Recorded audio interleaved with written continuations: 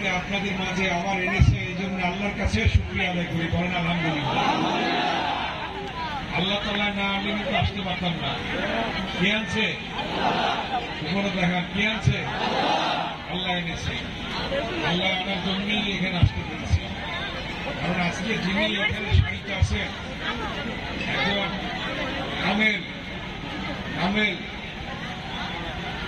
ছিলেন, কি আল্লাহর ওলি ছিলেন। আজকে এখানে যারা এসেছেন প্রত্যেকেই ভক্তবৃন্দরা এসেছেন, তাই না? ভক্তবৃন্দরা এসেছেন, আজকে এখানে উপস্থিত হয়েছেন, অনেক দূর দূরান্ত থেকেও এসেছেন আপনারা। আমি দেখতে পাচ্ছি চেহারা, অনেক দূর দূরান্ত থেকে আপনারা এসেছেন। আমার ভাইয়েরা, মা বোনেরা দূর দূরান্ত থেকে এসে আজকে এখানে ভক্তবৃন্দরা উপস্থিত হয়েছেন। আমরা একে অপরের জন্য দোয়া করবো, আল্লাহ যেন সকলকে ভালো রাখে, সুস্থ রাখে। আল্লাহ যেন সকলকে পরিবার নিয়ে সুস্থভাবে জীবনযাপন করার সুযোগ দেয়। আল্লাহ তাআলা যেন এটা করেন। আপনাদের মনে আছে হযরতের কোনো বিদ্যুৎ ছিল না। আমরা বিদ্যুৎ এই আল্লাহর নবীকে কেন্দ্র করে, আর ওদিকে পাটানাকান্দি আবু পাগলার মাজারকে কেন্দ্র করে আমরা প্রথম হযরতপুরে বিদ্যুৎ দিই। ওগুলি শেষ করে ওদিক থেকে কালিন্দির পর থেকে আর ওদিক কুন্ডার থেকে হযরতপুর পর্যন্ত বিদ্যুৎ সংযোগ করি আমরা। আপনাদের মনে আছে এই যে রাস্তা দিয়ে আসলাম, এই রাস্তা দিয়ে কিন্তু তখন গাড়ি আসতো না, গাড়ি আসতো না। গাড়ির আসার ব্যবস্থা আমরা করেছিলাম। এই এলাকায় বহুভাবে মানুষ জমির আল দিয়ে হাঁটত, ওই হযরতপুর যেত। দুই সাইডে আখ খেত ছিল, কি খেত? আখ খেত ছিলেন, দুই পাশে আখ খেত ছিল। আখ খেতের ভিতর দিয়ে ছাত্রছাত্রীরা আসতো কলেজ হাই স্কুলে। মানুষজন ওই আখ খেতের আইলের ভিতর দিয়ে আসতো। শরীরের মধ্যে কি লাগতো?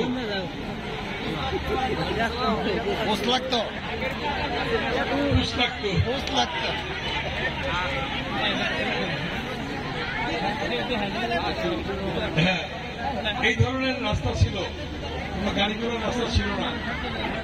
তো আমাকে যখন প্রথম আপনারা এমপি বানাইলেন 1991 সালে, আজকে থেকে কত বছর আগে? 33 বছর আগে নাকি? 33 বছর আগে যখন আপনারা প্রথম এমপি বানালেন আমাকে, এখানে অনেকের বয়স, তাই না? তারা কিন্তু জানে না যে কেরানীগঞ্জের অবস্থা কি ছিল। হ্যাঁ, আপনার সাংবাদিক ভাইরা ছিলেন, অনেকেই ছিলেন। এই রাস্তা ছিল না, কুন্ডাতে যাইতে হইতো জমির আল দিয়ে, হযরতপুর আসতে হইতো জমির আল দিয়ে। কোন রাস্তাঘাট ছিল না, বিদ্যুৎ ছিল না, গ্যাস ছিল না, টেলিফোন ছিল না। এই যে রাস্তা, সেই কোনামোড়া, কোনাকোলা, এই রাস্তাগুলি ছিল না হযরতপুর পর্যন্ত। এগুলি পাকা হয়েছে, আমরা পাকা করছিলাম। এবং শুধু রাস্তা না, বিদ্যুৎ, গ্যাস, টেলিফোন, রাস্তা সহ এই যে হযরতপুর কলেজ হয়েছে, কলেজ হয়েছে, আমরা করেছি। আপনারা জানেন আদিলবাজার ব্রিজ ছিল না, ছিল? বসিলা ব্রিজ ছিল না। আলিপুর ব্রিজ ছিল না। এই ব্রিজগুলি ছিল না। তারপরে এই যে ঢালিগান্ধী, এই ব্রিজ ছিল না। এই ব্রিজগুলা করা হয়েছে। ওইদিকে জিঞ্জিরা মহাবাজার ব্রিজ ছিল না। এই ব্রিজগুলো করা হয়েছে। এভাবে পুরো কেরানীগঞ্জকে একটা নেটওয়ার্কের মধ্যে নিয়ে আসা হয়েছে। ওদিক দিয়ে এই হযরতপুরের কথা বলছি, কারণ এখানে চেয়ারম্যান সাহেব উপস্থিত আছে, আমরা মেম্বার সাহেবরা আছি এখানে উপস্থিত, এবং আপনারা শ্রদ্ধেয় মুরব্বীরা আছেন। আপনারা দেখেছেন সেই আপনার আলিপুর থেকে সে ফোন আঘাত দিয়ে হয়ে পুরো সে রসুলপুর দিয়ে এসে আবার হজরতপুর বাজার হয়ে এই রাস্তা ব্রিজ ঢালিগাতি ব্রিজ হয়ে এদিকে মাওয়া রোড, এদিক দিয়ে হেমায়তপুর রোড, এদিক দিয়ে খোলামোড়া রোড, ওদিকে কোনাখোলা রোড, ওদিকে রাজাবাড়ি হয়ে আপনার ভাওরবিডি রোড, ওদিকে ঢাকা মাওয়া রোড, এই রাস্তাগুলি কিছুই ছিল না, কোনো গাড়ি চলত না কখনো, তাই না?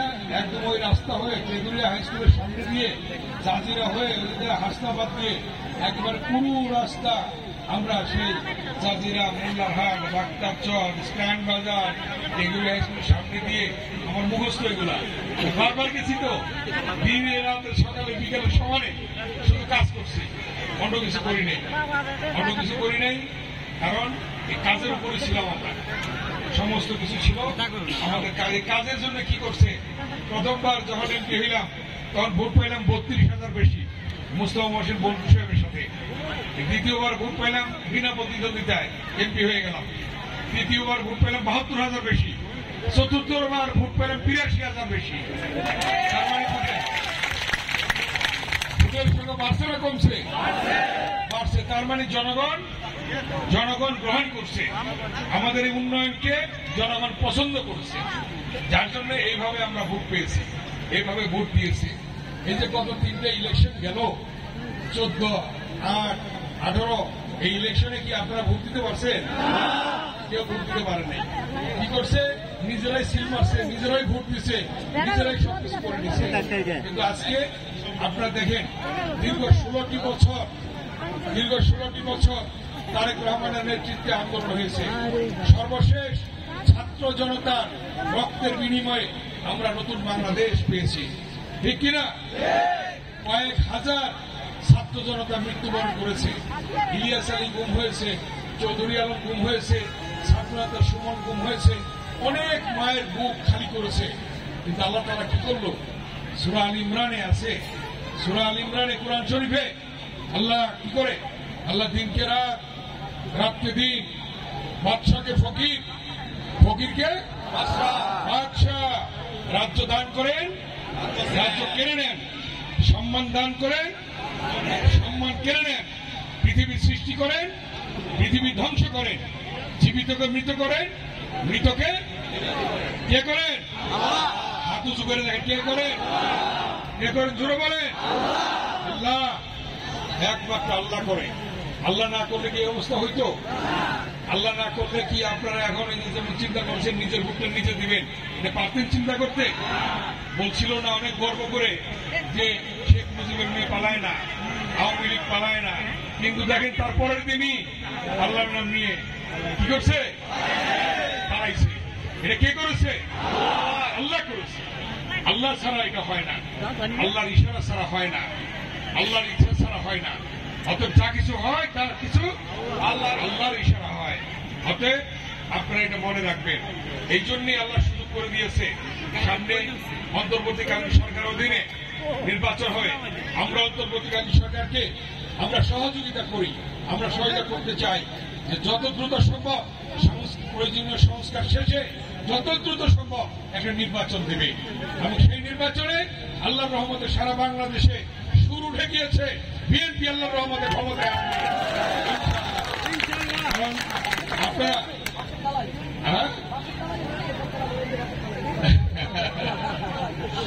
দেখেছেন এই ধরনের ছিল। যাই হোক, সবকিছুর মালিক আল্লাহ, সবকিছুর মালিক আল্লাহ। আপনারা দোয়া করবেন। আপনার ভোটটা আপনি দেবেন, আপনার ভোটটা আপনি নিজে পছন্দ যাকে করবেন তাকে দেবেন।